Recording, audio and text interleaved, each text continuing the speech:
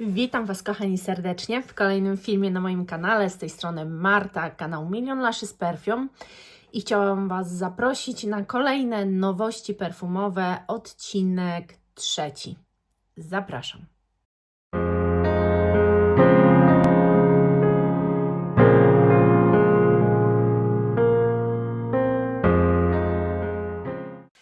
To nie będą zwykłe, najzwyczajniejsze nowości perfumowe. Być może uda mi się co któreś nowości, coś takiego właśnie dla Was zrobić jak dziś. Ponieważ nie będziemy mówić tylko o suchych faktach, ale chciałabym się też odnieść do poprzednich nowości perfumowych.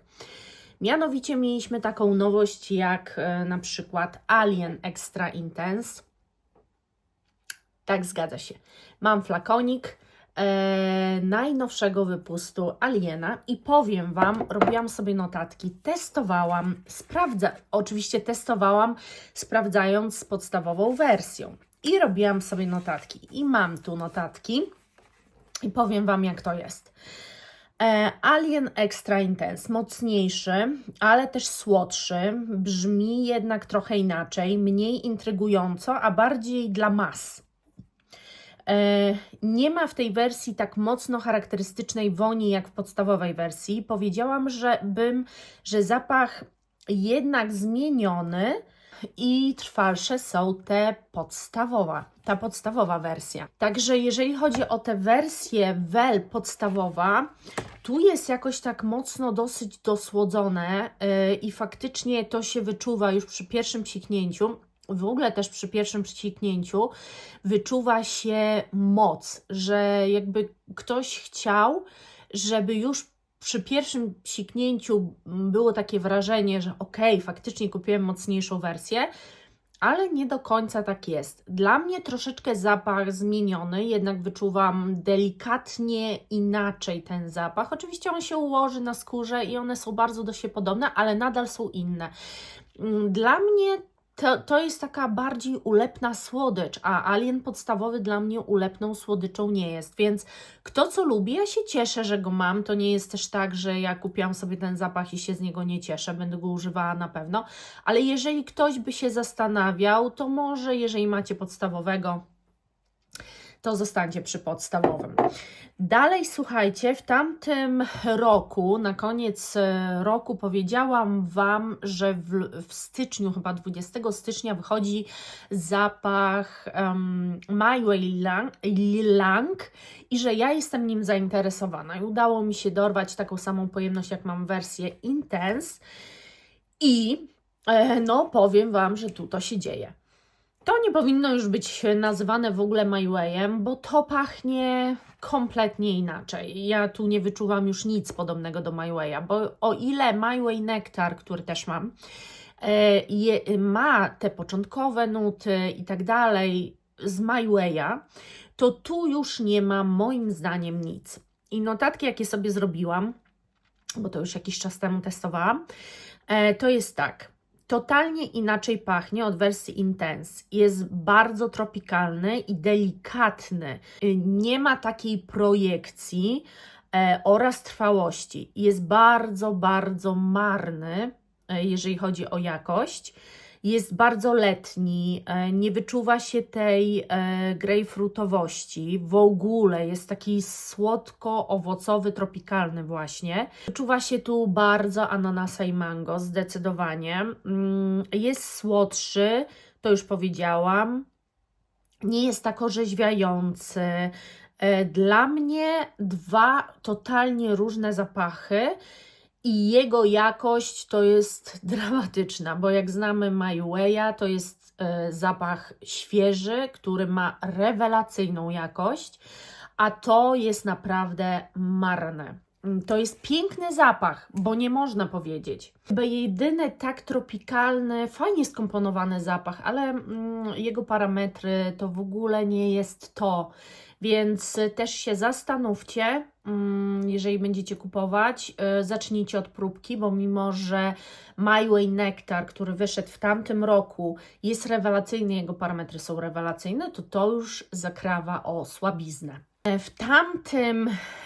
W tamtych nowościach też perfumowych, słuchajcie, było o Born in Roma Extra Dose.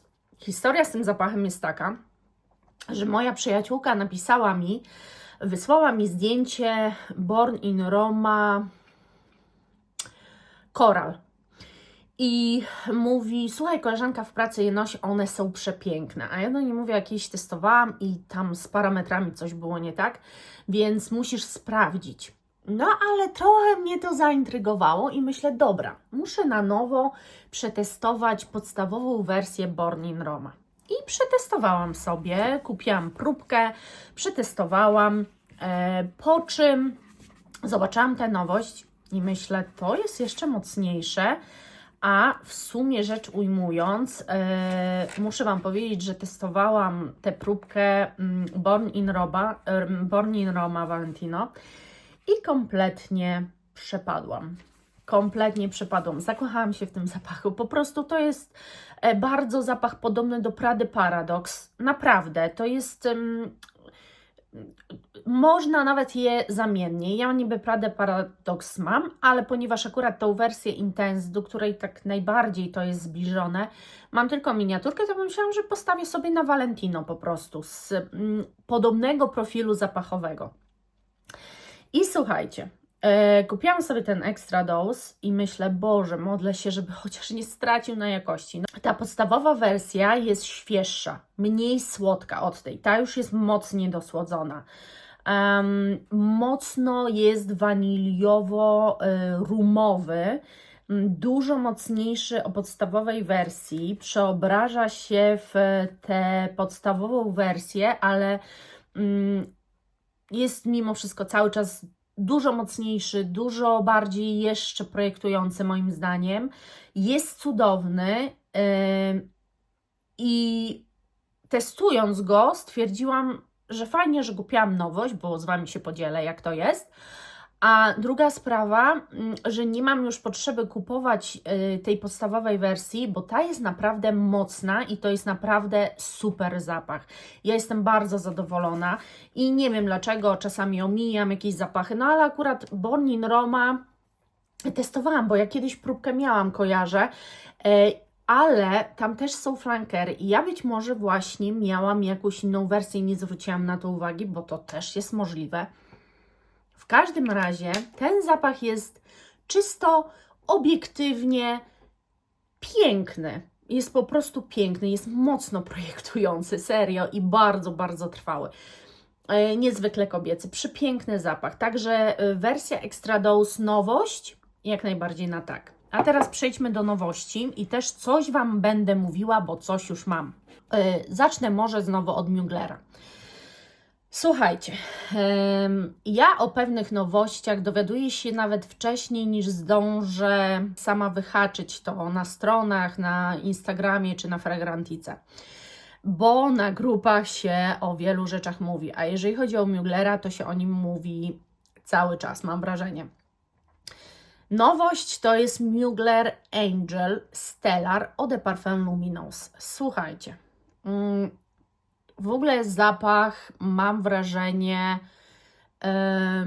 dziwny, ponieważ tak, zapach jest skonstruowany bardzo prosto, albo o tylko tych 3 nutach nam mówią, a o reszcie nie, bo jeżeli porównamy sobie Angela, który jest w wersji podstawowej, to tam się bardzo dużo dzieje, tam jest bardzo dużo różnych nut.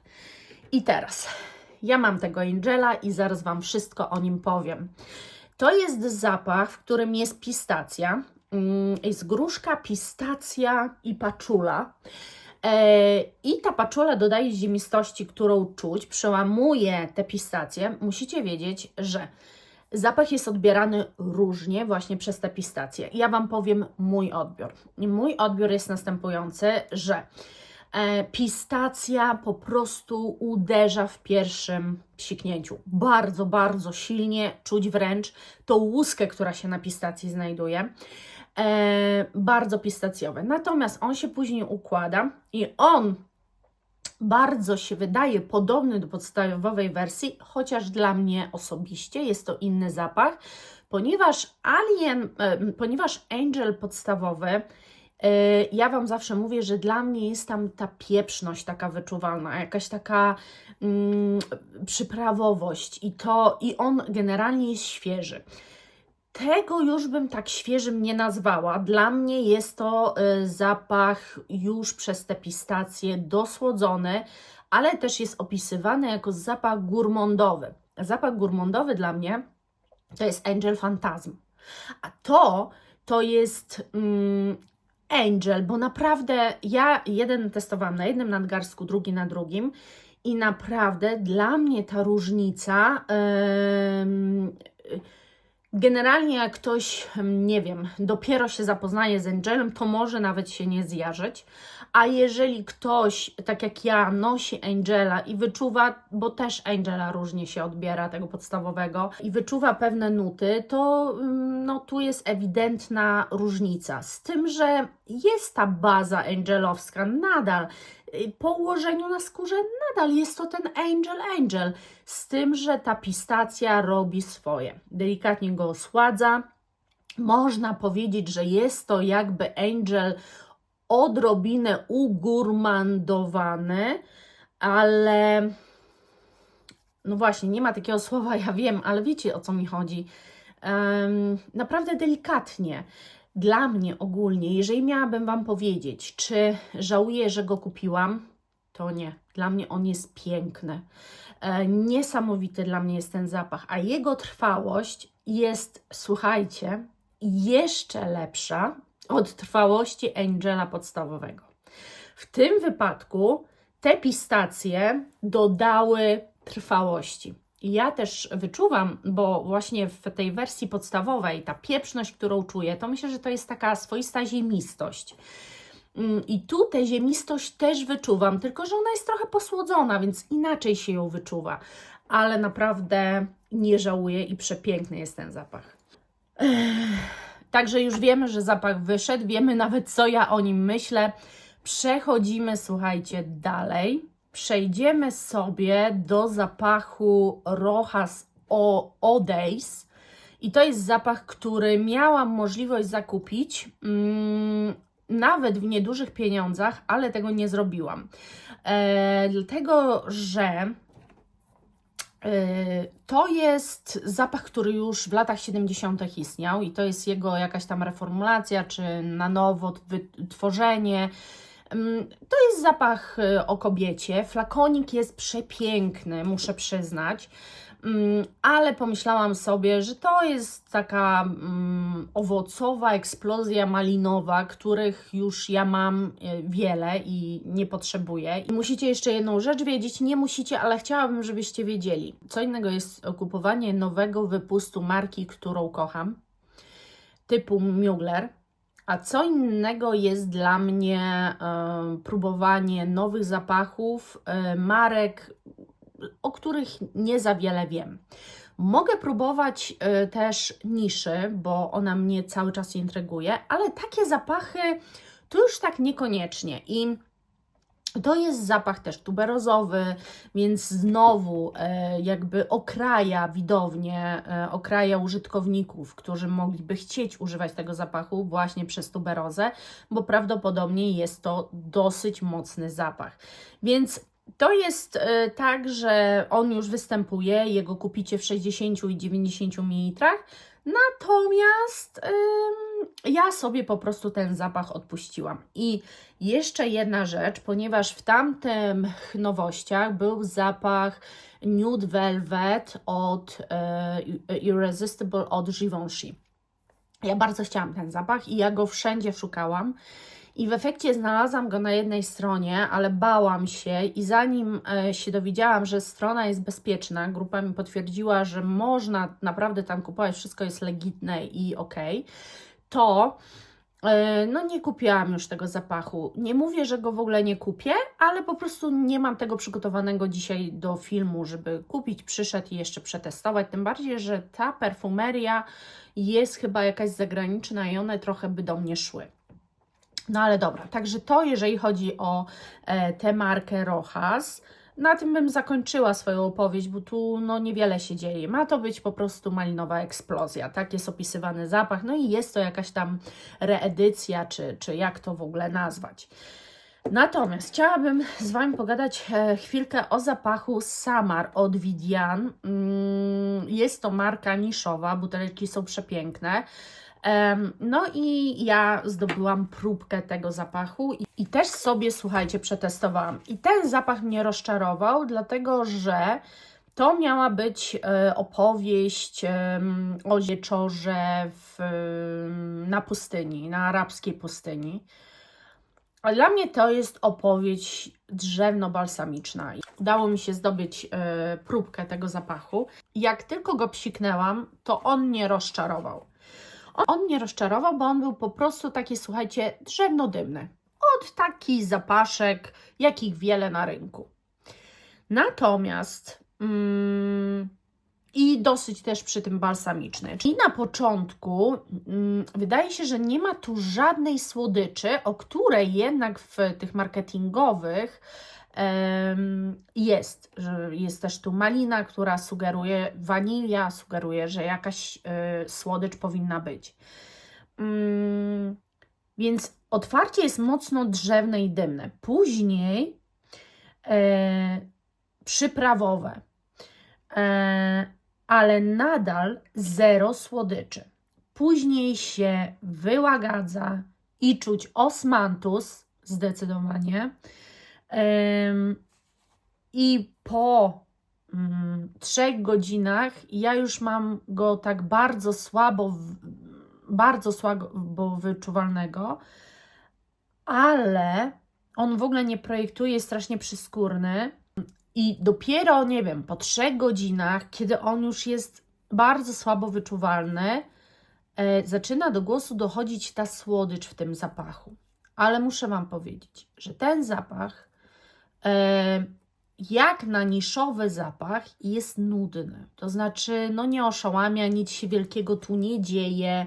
To nie jest jakaś niesamowita opowieść o nie wiem czym nawet. No, to jest po prostu w dużej mierze drzewno-balsamiczna opowieść na samym końcu, gdzieś w oddali, z wyczuwalną słodyczą.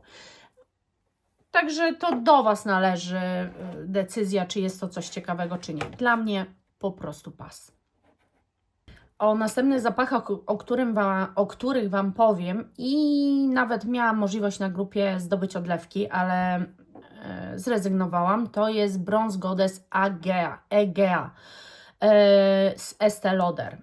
Słuchajcie, Bronze Goddess zapach jest dosyć znany, chociaż nie dla mnie, ale w świadku perfumowym jest dosyć znany.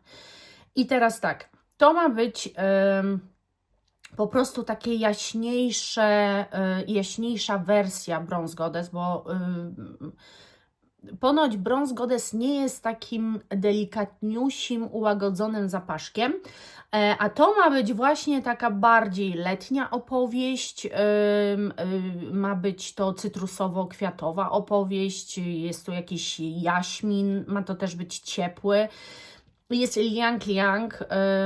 Liang Liang generalnie daje bardzo często właśnie te tropikalne nuty. To jest, daje taki zapach jakby tropikalnych owoców. Włoska bergamotka, liść fiołka, serce, nektar figowy, różowa bugenwilla, absolut jaśminu sambak, w bazie drzewo sandałowe, mleko kokosowe i piżmo. Wydane w 50 ml, jest to woda perfumowana. Chciałam nawet dla Was, na początku sobie pomyślałam, że może spróbuję, ale też nie chcę wszystkiego Wam jakby próbować, no musicie sami decydować. To, co mnie bardziej gdzieś tam pociąga, to jak najbardziej, gdzie mogę dostać daną wersję, no to pewnie, czemu nie. Także to tylko informacyjnie bardziej. Jest też nowa woda Viktoria & Rolf Flower Bomb Extreme. Bardzo wiele osób je lubi. Dla mnie trochę są to za słabe zapachy, ale kupiłam sobie tę perfumetkę 10 ml i opowiem Wam historię tego zapachu, bo Extreme, no to z czym Wam się te Extreme kojarzy? No bo mi się kojarzy z tym, że powinna to być silna bardzo wersja wody perfumowanej o nazwie Flower Bomb, silniejsza. Natomiast słuchajcie, to jest jakby przeistoczenie zapachu. Ponieważ podstawowa wersja jest taka delikatna, kwiatowa i jest to coś jest to coś świeżego. Natomiast ta wersja Extreme jest po prostu waniliowa i to jest turbo waniliowa. Nie czuć tak mocno kwiatów. Traci trochę ten zapach, jest bardziej owocowy, przez co ta słodycz z tej wanilii i z owocami, jakby intensywność i ekstremalność zapachu w wersji podstawowej jest uzyskiwana słodkością. Zabieg jak najbardziej standardowy, zabieg z tuberozą albo zabieg z dosładzaniem zapachów i też w większości się spodoba, bo jednak słodkości się bardzo podobają i faktycznie są to jedne z najtrwalszych zapachów jednak. One są bardziej projektujące, bo ta wersja podstawowa na mnie w ogóle nie projektuje, ale to jest trochę inny zapach.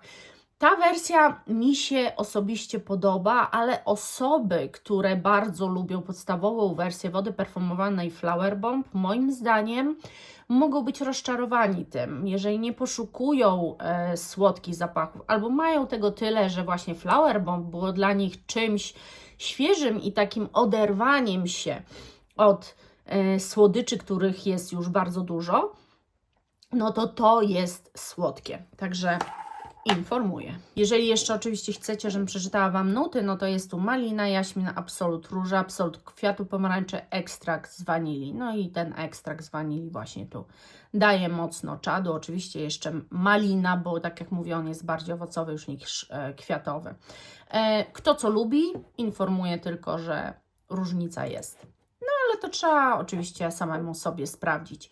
Jest też taki zapach, wychodzi Cacharel Ella Ella i ten też miałam możliwość zakupu, nawet w dobrej cenie. Bardzo mnie korciło, ponieważ jest to pierwszy zapach od 7 lat. Na grupach też go pokazywali, że słuchajcie, piękny, tu też widzę jakiś kokos. Kokos ostatnio jest w cenie. Ja też dzisiaj na przykład testuję coś dla Was, co po prostu no jest przepiękny i też ma kokos. I ten kokos robi robotę właśnie w tym zapachu. Słuchajcie, to jest znowu taka tropikalna historia. No,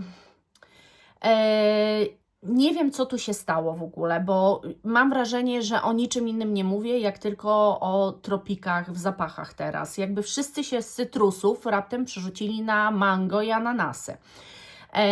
I oczywiście, słuchajcie, zapach jest w ogóle zrobiony przez Dominika Ropiona, więc jeżeli coś dla Was znaczy perfumiarz dany, to być może ten zapach Wam się bardzo spodoba, ale on jest uważany za gurmondowo-kwiatowy. I słuchajcie, ja uwielbiam takie zapachy, uważam, że one są trwałe, świetnie się je nosi, są po prostu takie też nieprzeszkadzające innym, chociaż różne mamy nosy, no ale na pewno nie jest to Kirke, który jest zdecydowanie bardziej polaryzujący. Te słodkie zapachy w większości się podobają, ale jeżeli już macie dużo tego, to nie wiem, czy jest to propozycja dla Was.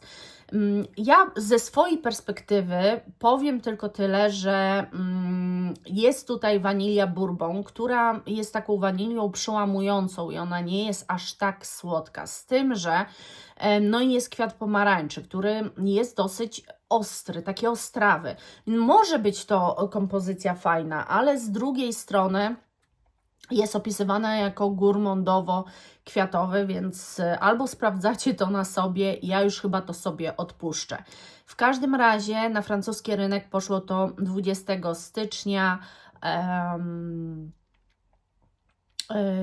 a w połowie dosłownie 2025 roku będzie dostępna szerzej w Europie. Jest możliwość zakupienia już tego zapachu, ale trzeba będzie na niego trochę poczekać.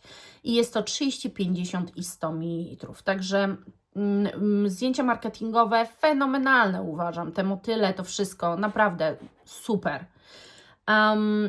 Teraz przejdźmy do kolejnego zapachu, jeżeli mnie oglądacie długo, to wiecie, że no jest to coś, co ja uwielbiam. Ja po prostu te historie marki Lancome uwielbiam, a chodzi o nowy ich wypust.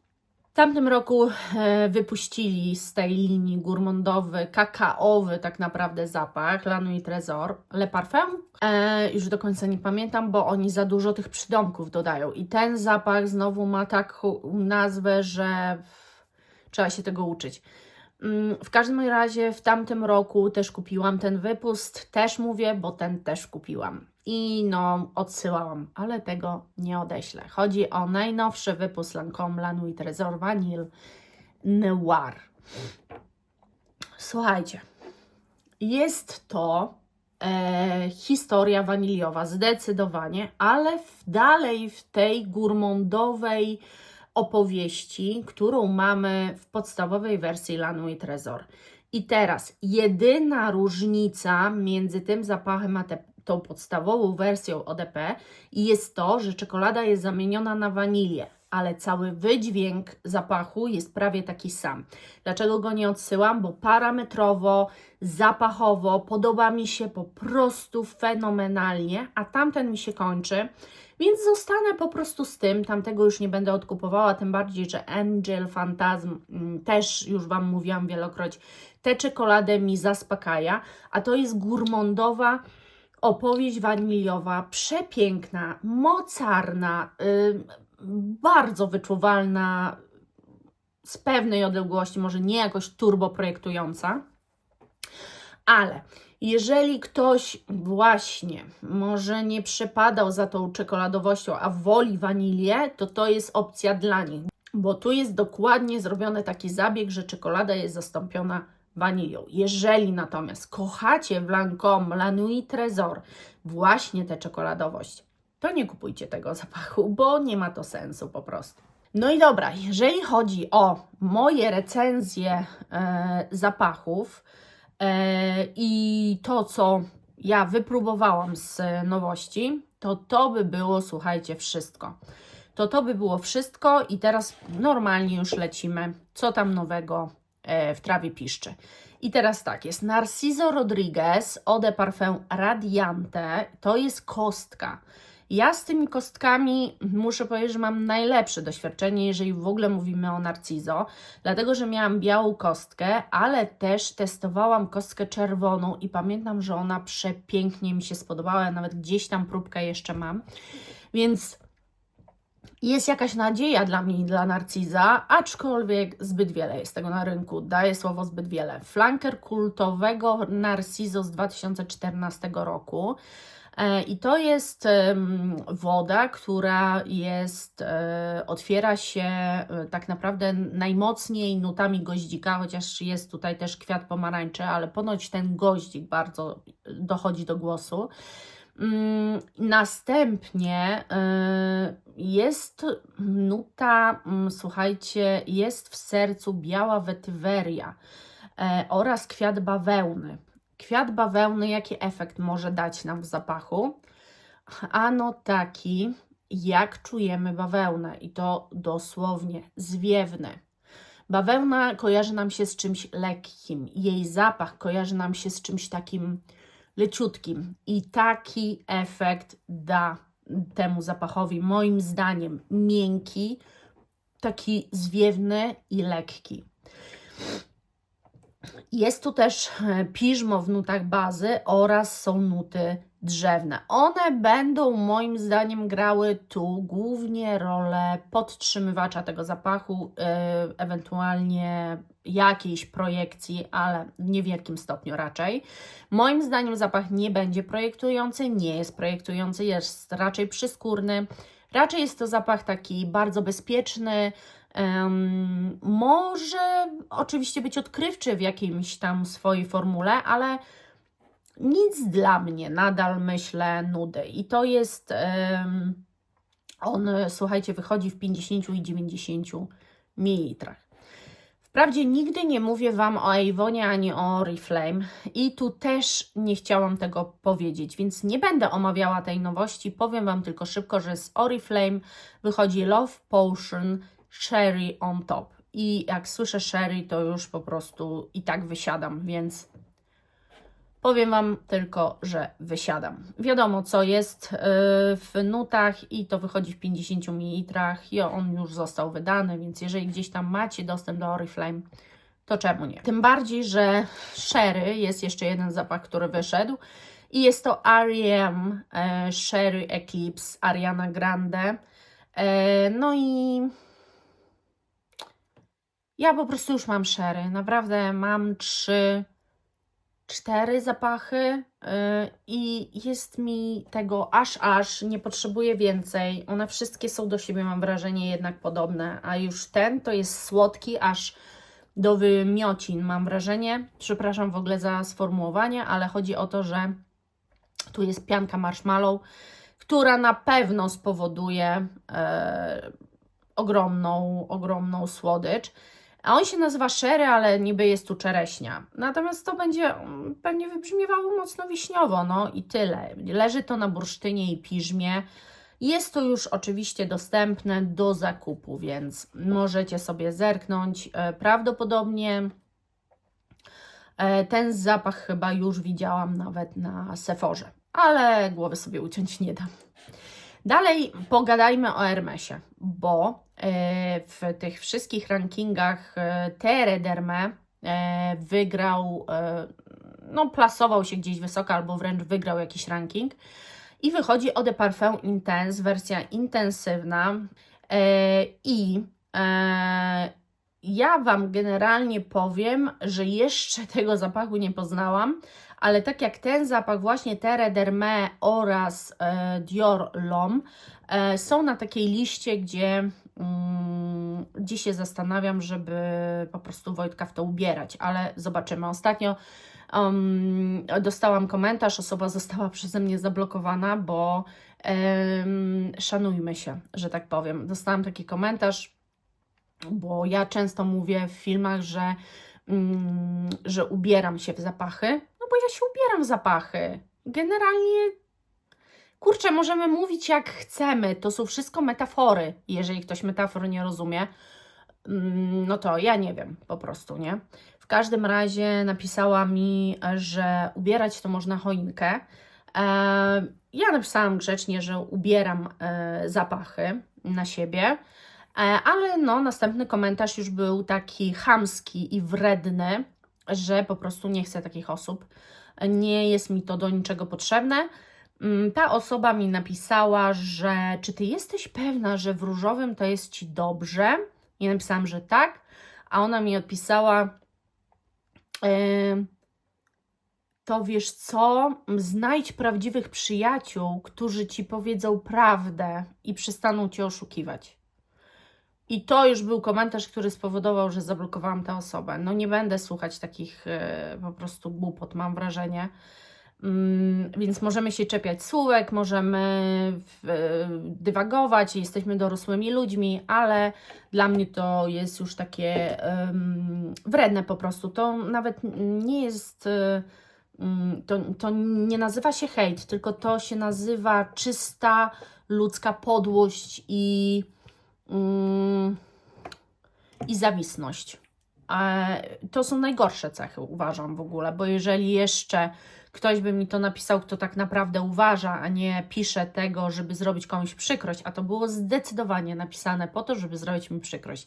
Nie udało się i pamiętajcie, że my jako twórcy możemy działać. Mamy możliwości, żeby takie osoby blokować i więcej takich komentarzy nie będzie. Poza tym YouTube dużo wychwytuje komentarzy, jakichś takich strasznie mocno negatywnych albo wręcz i nawet te komentarze do nas nie dochodzą. Ja ich nawet nie widzę, z automatu ta osoba jest, po prostu dostaje ostrzeżenie. No ale mówię, takie, żeby komuś tylko, wiecie, lepiej się czuje, że komuś dowaliła. No po prostu nie kumam. Ale zajmijmy się Terre d'Hermès. Ten zapach ma troszeczkę być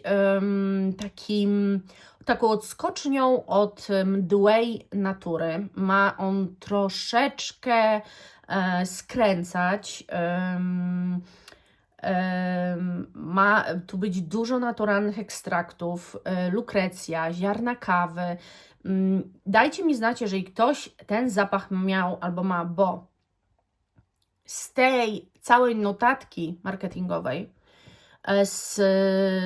ja rozumiem, że ta podstawowa wersja jest bardziej gourmandowa. No, że jest tam coś takiego, aromaty jedzeniowe jakieś, że coś jest z tym związane.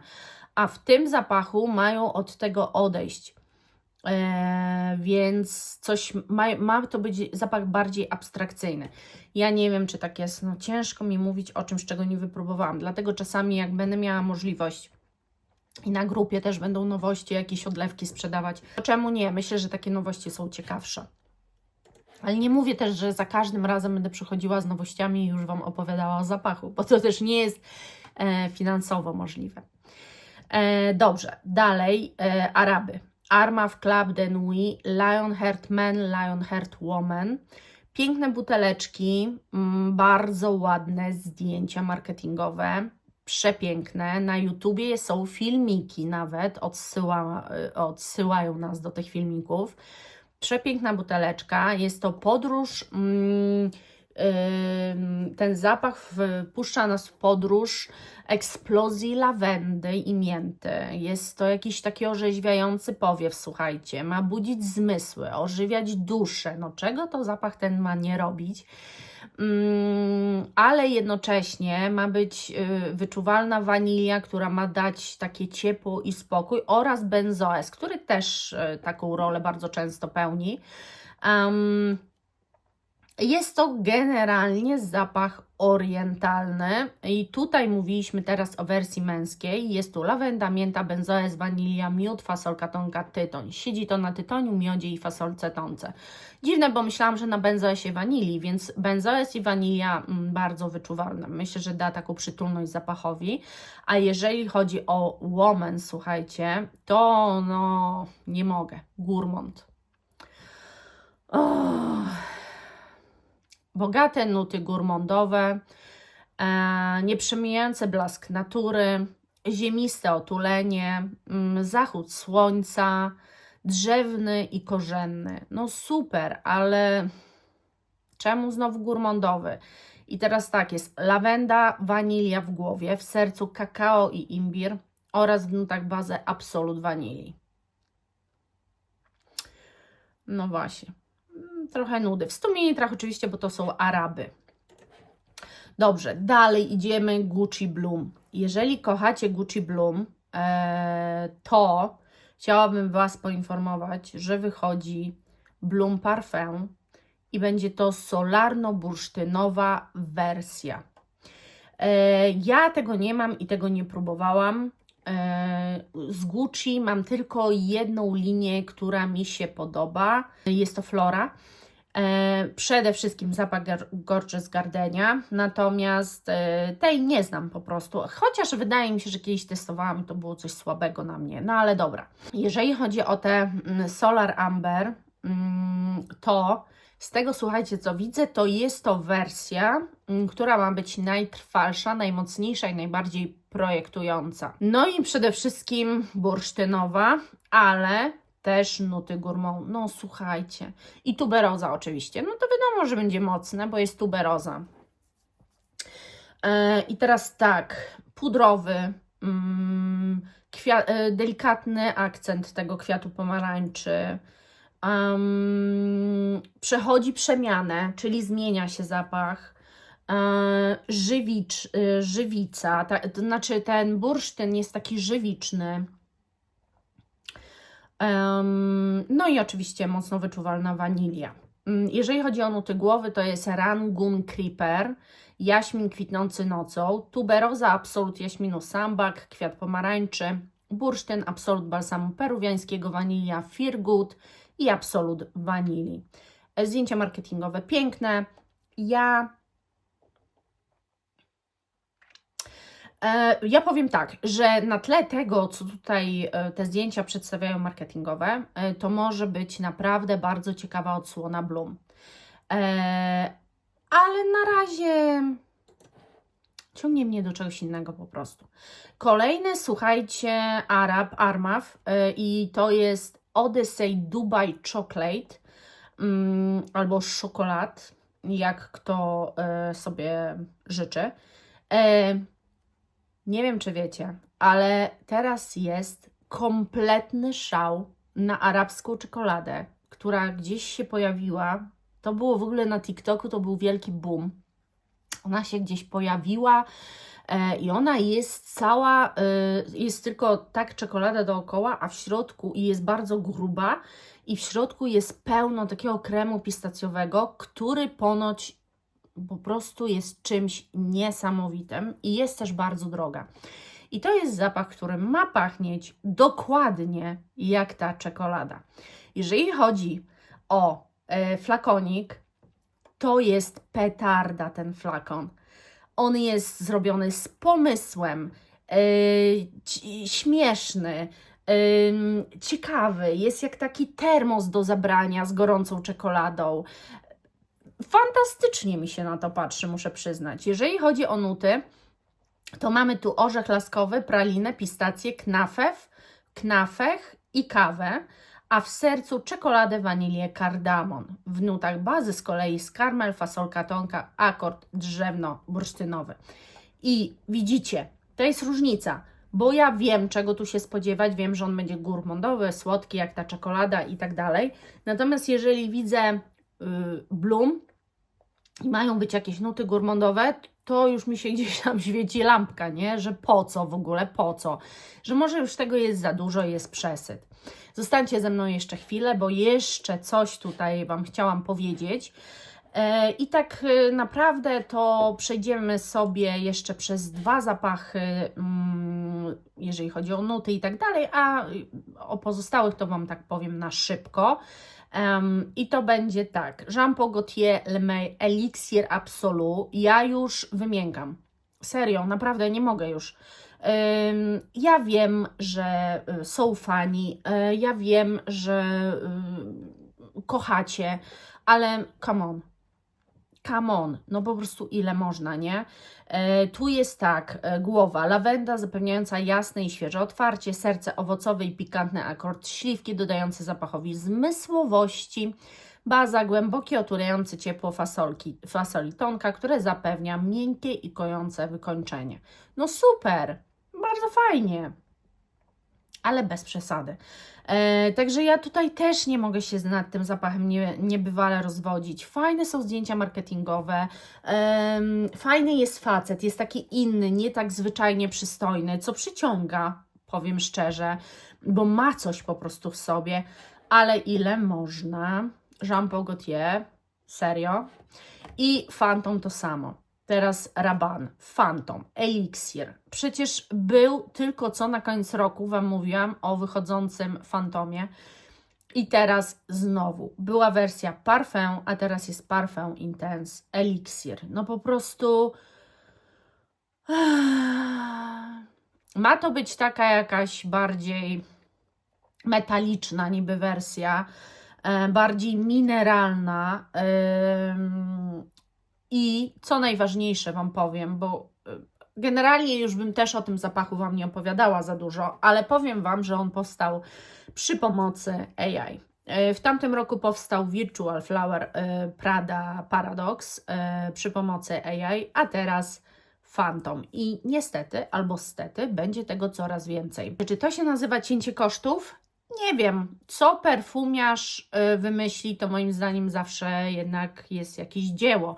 Jeżeli to wymyśla AI, czy to nadal jakimś dziełem można nazwać? Nie wiem. To jest tak kontrowersyjny temat, że nawet nie chcę go na swoim kanale poruszać, bo ile ludzi, tyle będzie opinii. Nie da się nie da się zanegować tego, że idziemy do przodu, świat idzie do przodu i tego będzie coraz więcej i więcej i więcej. Nie mówmy o tym, czy to jest dobre, czy złe. Tego po prostu będzie więcej.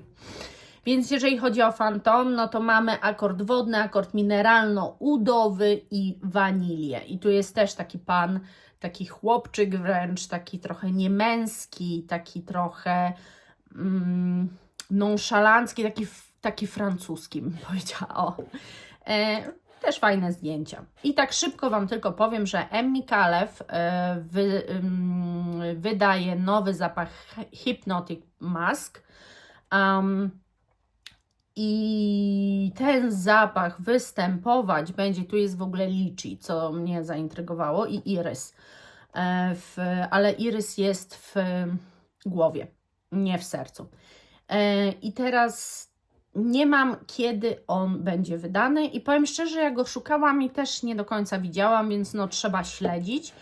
Oraz to są chyba zapachy, tak, Afnan, czyli zapachy arabskie i to jest Angel i Crush. I tutaj mamy 2 wypusty naraz. To jest kolekcja, która została wprowadzona pod koniec 2024 roku i do tej kolekcji dochodzą te 2 zapachy. I to jest oczywiście Gourmand, więc jeżeli kogoś nie interesuje, pistacja i tak dalej. Ten drugi jest mniej gourmandowy, różowy, chodzi o Crush. Natomiast ten pierwszy to jest taki pistacjowy. No ja już mam Angela, więc uznajmy, że pistację już mam. To i ostatnie, o czym Wam wspomnę, to Moroccan Oil Original. I to jest zapach drzewno-pudrowy, słuchajcie, świeży, cytrusowy. Tutaj w nutach mamy kamelię, fiołek, cytrusy, wanilię, konwalię, nuty drzewne, białe drzewo sandałowe, bursztyn i piżmo. I to by wyglądało właśnie tak. Także tyle pokrótce. Oczywiście tych nowości jest jeszcze więcej. Jest marka Casaniche, AOF, która wydała teraz, Róża, Parfum de la Nuit wydała zapach. No słuchajcie, już nie chcę Wam tak opowiadać, jak to opowiadałam Wam wtedy. Zara wydała nowe zapachy, bo wydaje mi się, że jeżeli bardzo się interesujecie perfumami, to po prostu wiele informacji jesteście w stanie zobaczyć sobie sami. A mam nadzieję, że ten odcinek był dla Was ciekawy, że to, że Wam o niektórych zapachach faktycznie poopowiadałam, to coś Wam dało, pomogło Wam być może podjąć jakąś decyzję, czy w ogóle jest warto danym zapachem się interesować. Ja za dzisiaj serdecznie Wam dziękuję. Film jest długi. Dużo nowości, co 2 tygodnie tylko wychodzą, więc się uzbiera, ale też przynajmniej mam o czym gadać, więc cieszę się bardzo. Pozdrawiam Was, kochani, i do następnego. Pa!